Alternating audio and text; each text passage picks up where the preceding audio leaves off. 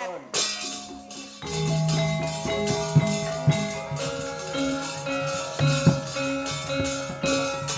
Gatut karo Bapak Temantro.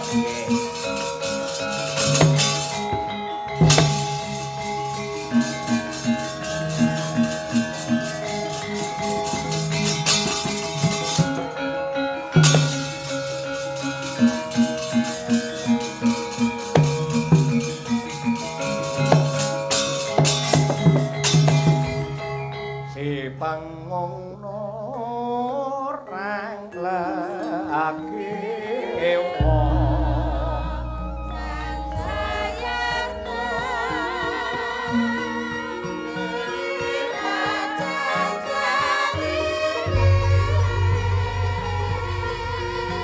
Semari koden prayitna semurire deka balik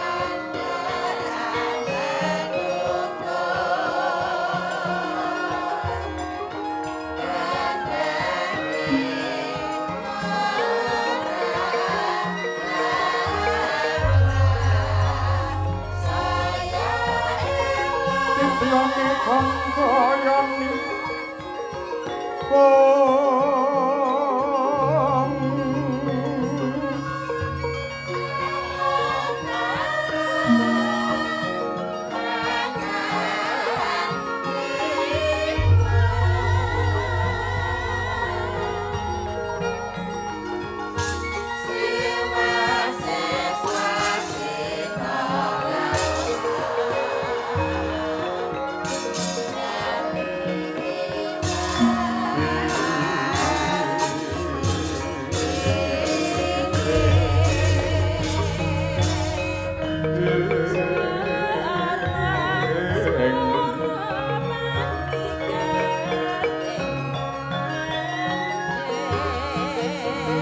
Amaning mongko berbudi polcono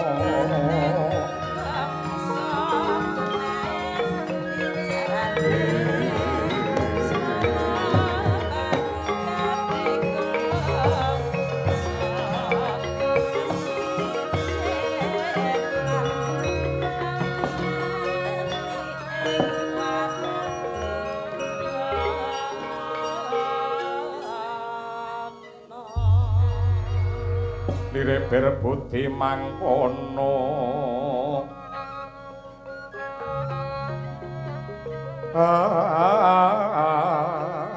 anggung genyo paring tono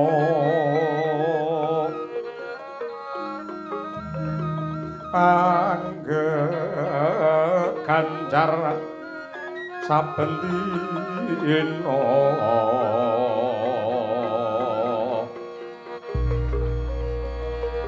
lirik kang bawa laksana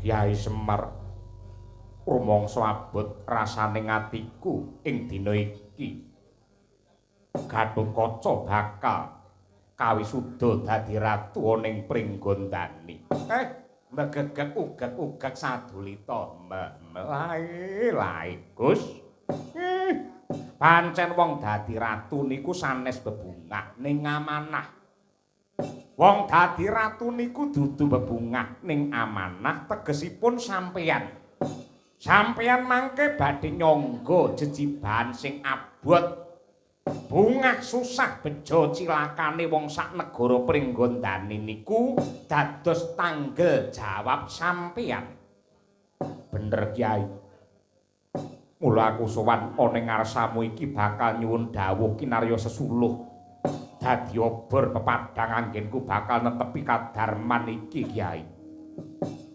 Ndara Gatut sing madhep mantep rasamu sangumu wis jangkep sangumu wis pepak mboten kirang setunggal menapa Wong dadi ratu niku sangune mung telu nenggih sugih kepinteran, sugih kadigdayan kaliyan sugih lelabuhan. Sugih kepinteran nyatanipun sampeyan sampun mumpuni lan wasis ing samukawis. Hagal lembat sedaya sampun kacakup. Hangka kalih sugih kadigdayan nyatanipun jengandika sampun dados satriya ingkang prawira digdaya pilih tanding. Angka 3 sugih lelabuhan sampun cetha pratela ageng lelabetan dika boten namung wonten ing donya nanging ugi wonten ing kahywangan. Mila saking menika Ndara Gatut ampun mandhep mangu, aja mandhep mangu, waton linambaran ati suci lan teteken budi rahayu. Kula pitados sampeyan badhe sembodo dados pengayoman tumrapi para kawula ing Pringgondani. Ning kula suwun ndika tetep prayitna lair batin. Merga ngibarate wit-witan. Wit ki yen saya dhuwur mesti saya banter angin ingkang bandang nerjang kasantosan sampeyan. Saritane satriya linuwe kang mardi mring kautaman tan pegat mring pangestine ngesti ayuning kayun oh Yai Semar kaya lumaku wanci pangklong kepapak obor sewu tuturmu becik bakal tak gegem dadi pakem anggenku nindakake kadharman iki.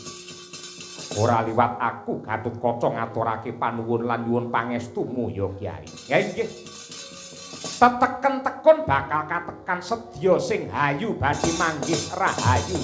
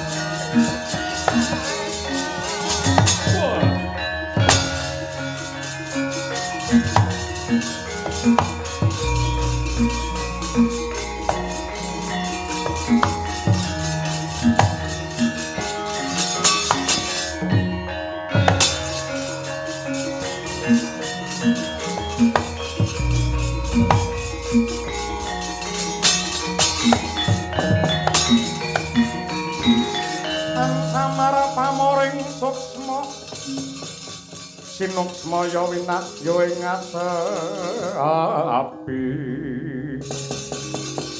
ong sinimpen plenging kabu pambukaning warana tarlen saking liep layaping aluyut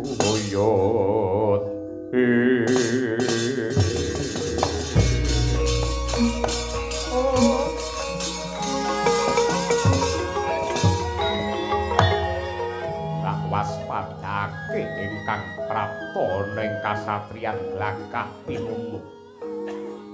Adiku si Brajamusti. Iya Kakang. Kakang Brajadenta aku ingkang sowan. Yektine ana bab wigati ingkang bakal ndak aturake ya Kakang.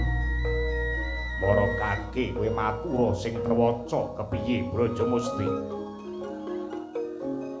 Ing dina anggara kasih ponak amulanang si Gatotkaca bakal kawisuda jumeneng ratu ning Pringgondani. Wis pirang-pirang dina iki para keluarga kabeh padha kumpul.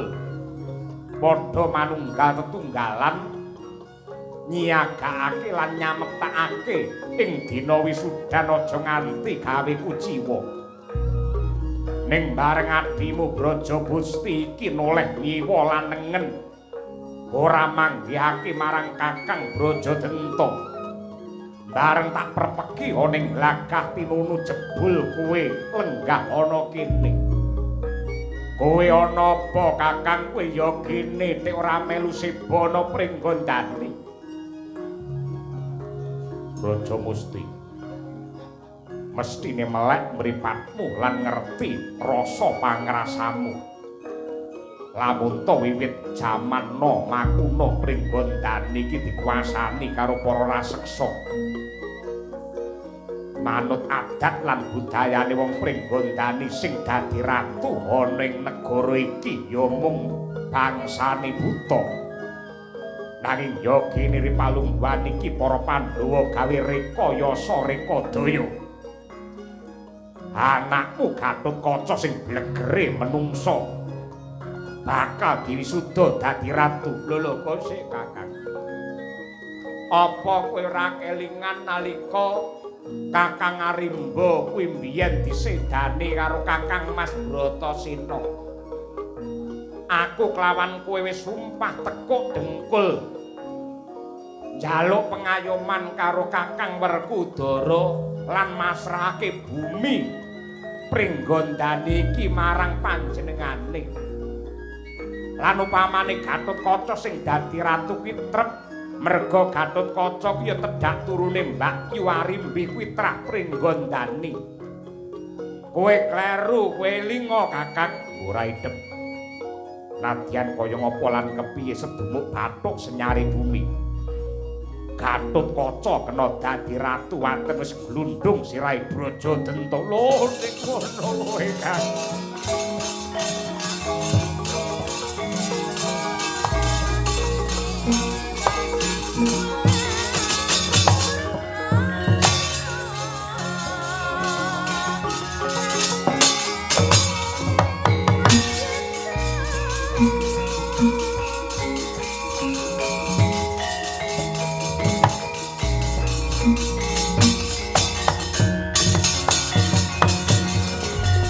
Sakura kagiri-giri kang nyoler prabata abang kawula karamangu mungsuh haminta lawan hanggrulir singa nabda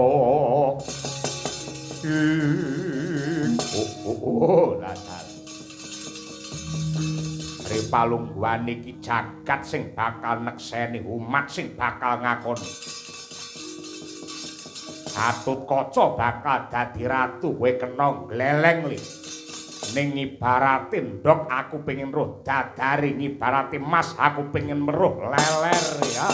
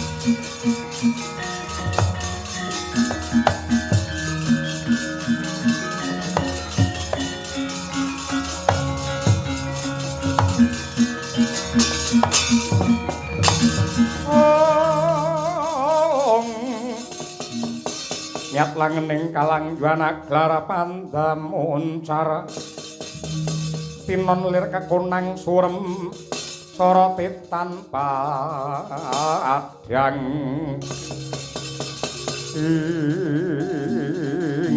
nedenging hari Respati manca warna wis kawis tinggal aglar para nayaka miwah Nerpati Narendra sepuh ing manca negari kang pinandhegan dening Sri Bagindo Matsapati nedya ngestreni tumapak ing wisudan Sang Gatotkaca ing nedya kajumenengaken ratu wonten ing Pringgondani Bawatara repidhem tanana kang nyabawa labet kaperbawan sang tetuka ingkang mijil sarwi busana kanarendran cingak kang samya mulat marang wibawane sang pekik sandrane nganti kaya Sang Hyang Prahaspati ngejawantah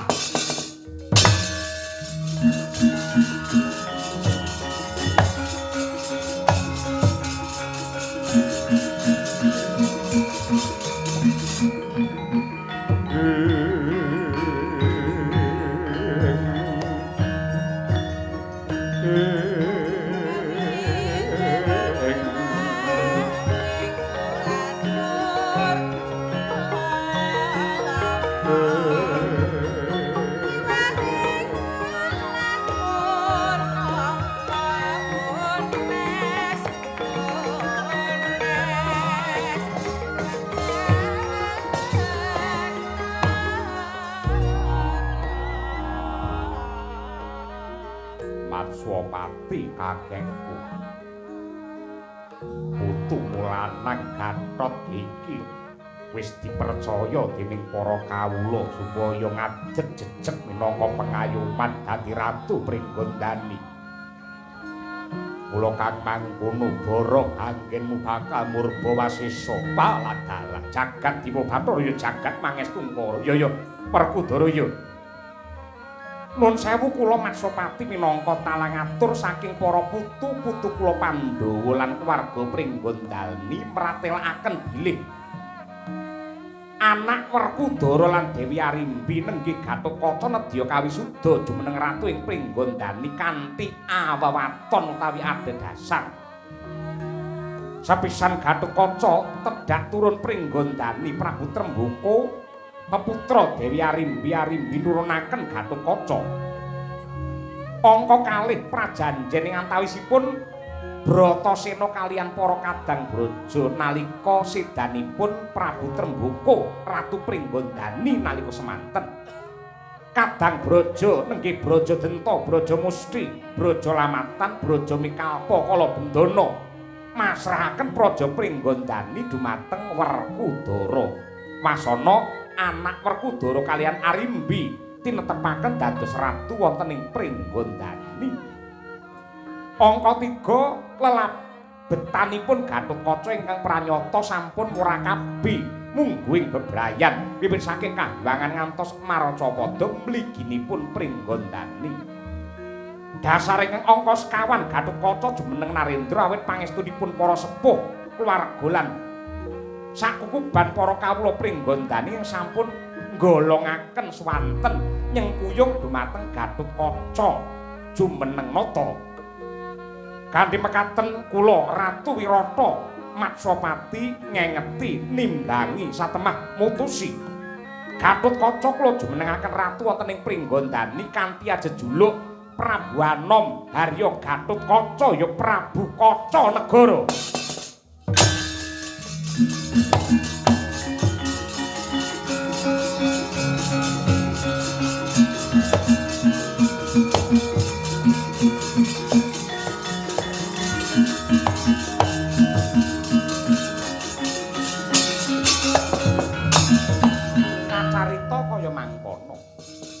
Para-para tamu ingkang samya lenggah wonten ing Pendhapa Agung Pringgondani sorak gumuruh keplok balimbalan anyeng kuyung dumateng Sang Gatotkaca ing sampun katetepaken jumeneng nata wonten ing Pringgondani. Kocap ora kaya ing andingkik saking sak jawining pasamuan mripate mencorong kaya singa anenggih satriya glagah tinunu Raden Brajadenta mangkrak krodha srumanaut minggah mencolot wonten setinggil nyaut sang Gatotkaca geger sing padha lungguh.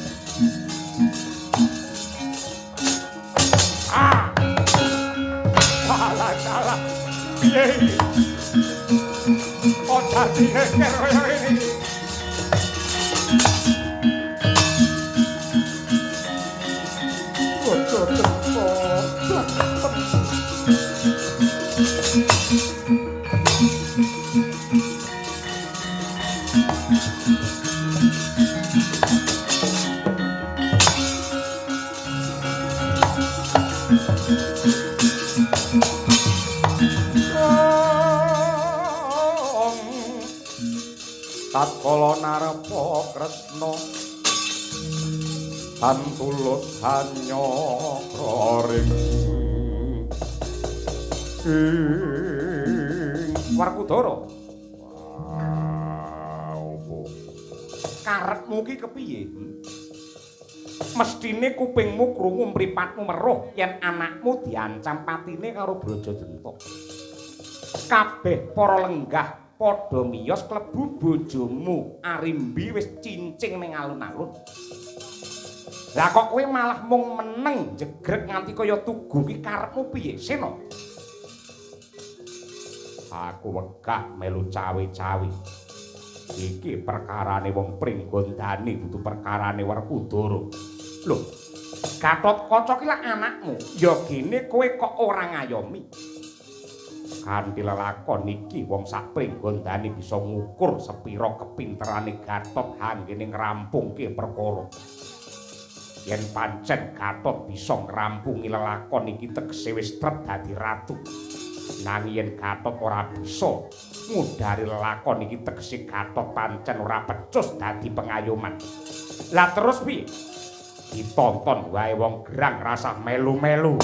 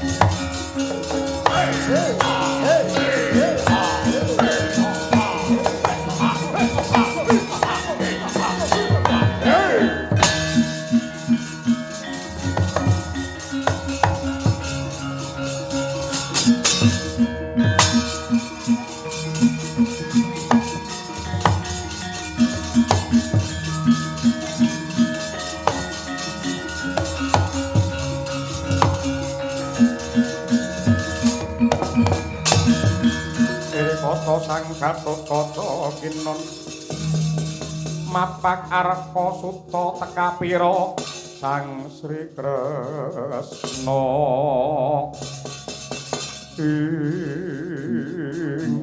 aduh Paman Brajadenta ingkang jengandika kersakaken menika kados pundi menawi kula kaanggep boten trep dados ratu monggo bab menika dipun rembak kanthi sae Paman.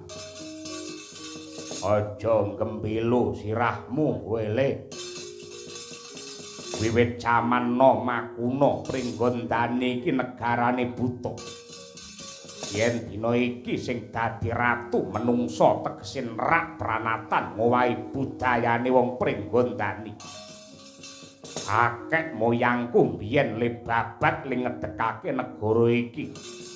Diriwangi toh jiwa raga mula aku ora sudi dadi kesete menungsa mapan ana bumiku dhewe. Aduh Kanjeng Paman. Babar pisan kula mboten nglegi wulan mboten wonten ceceking manah kula badhe ngremehaken golonganipun para denawa kalebet dumateng jengandika Paman Brajadenta. Kula kadhapuk dados ratu menika mboten saking pikajeng kula piyambak nanging dipun surung dening para kawula lan para pinesepuh ing Pringgondani. Ing pangajap kanthi Gatotkaca dados ratu saged dados sarana manunggaling trah Eyang Pandhu kaliyan Eyang Tremboko tegesipun antawisipun satriya kaliyan raseksa saged manunggal tetunggalan satemah ambabar kasantosan ing Pringgondani. Tembungmu ya enak-enak dipangan nanging gendong rasa milik lan pamrih. Neng arep kaya apik-apik menungsa karo buta manunggal dadi dalan kasantosan nanging gumantine wektu gumingsire dina tan wurunga golongan buta dadi gedhi bale menungsa. Aku tetep ora trima. Aduh Paman, negari Pringgondani menika dumados saking 10.000 ingkang bebanjaran. Lanadyan saben golongan suku adat agama tertamtu badhe nyembuh bakuh kukuh menawi lelambaran raos panunggal. Ora bakal iso manunggal tetep beda lan ora iso rukun. Tumrap bentening pamanggih menika mujudaken kanugrahan saking pengiran. Waton bentening pamanggih menika boten ngobak-obak kaliyan katentreman. Yen beda nganti kapan wae tetep ora iso tentrem. Benten pamanggih menika boten dados menapa waton ingkang dipun tuju menika sami. Anenggih kangge kajayaning Pringgondani mulyani sagung para kawula dasih. Waton sedaya para kawula lan sentana menika anggadhahi niat suci lan sami anggenipun badhe mbangun Pringgondani tartamtu badhe ambabar dumateng Basuki. Pringgondani bisa tentrem, Pringgondani bisa mulya yen ditumbali patine Ratu Tugelan, bapake menungsa, mboke buta ya diapurmu kowe.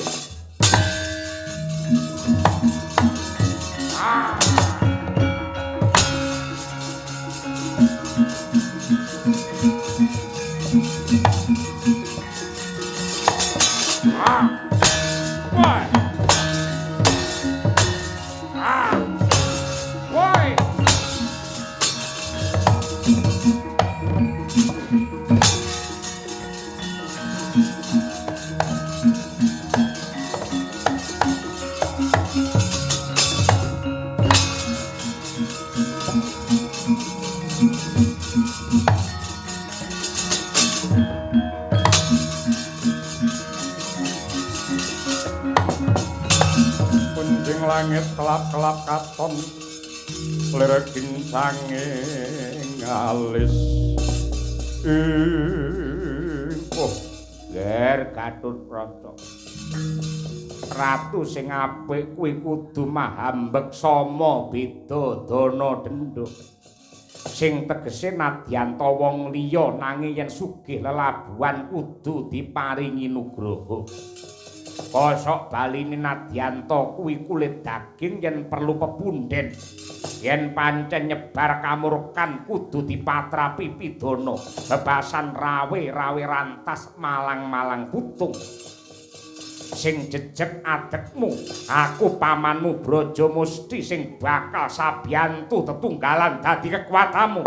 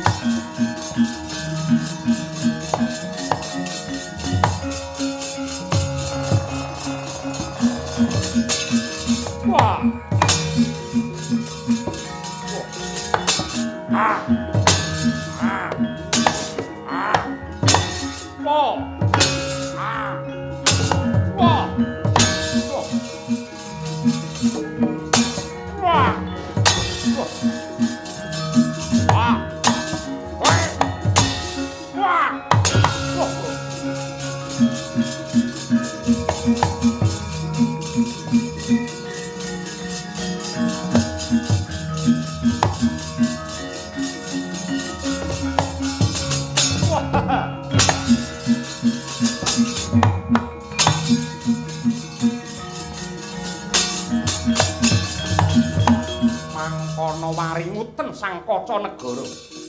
Wis datan wigih ringa-ringa nggih nyombrasta angkaraning Pringgondani.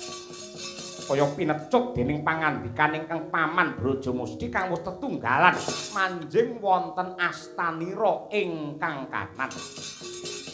Mangkono kumlawe nenggih astanira Sang Gatotkaca ingkang kanan sinengkuyung Aji Brajamusti. Ambyar dadi lebu nenggih Sang Brajadenta manunggal ing epek-epeke Sang Gatotkaca ingkang kering.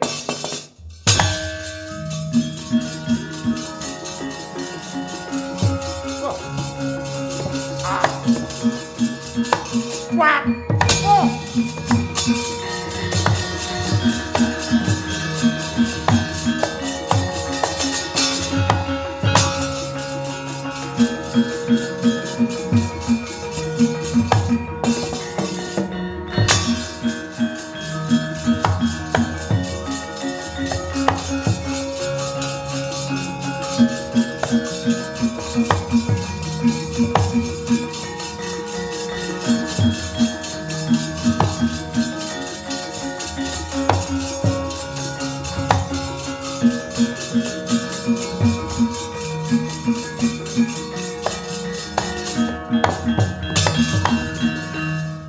Sembada kang jinangka rahayu kang tinemu Basuki kang kaesti nadyan samubarang ujian telikung nyandung sampeyan parandene pepayung ati suci lan budi rahayu sampeyan Ndara Gatut saged ngrampungi damel. Wiwit saking jenengan kajedi wonten madyaning kawah Candra Dimuka palakrama ngantos sak mangke jumeneng nata. Mugi-mugi dados putra ingkang pinter gawe marem lan mulyane wong tuwa. Nadyanto bapakmu niku Ndara Werkudara gedhe labuhe, tentrem lan mulya uripe, muga-muga sampeyan sing dadi penyambung sejarahe wong tuwa anggenipun ngarumaken asmaning keluarga Ngamarta lan ugi Pringgondani. Semanten ugi kula nderek memuji lan nderek nyuwun dumateng purbane Hyang Agung tentreming Pringgondani Anjalari dumateng tentreming penggalih punden kula bapa Sahuri kaliyan Ibu Sukamti sak kula wangsa mboten katalumpen dumateng temanten kekalih wontenipun namung hayu lan rahayu tebih saking Sambikala. Dene kula Semar ingkang ngayahi wajib ngrumaosi kathah ing reh kalepatanipun mila nyuwun gunge samudra pangaksami sak beja-bejane sing lali sih beja sing eling lan waspada. Yai Semar pripun Gus? Minangka tandha syukur marang Pangeran aku arep mbeksa sawetara mangsa bareng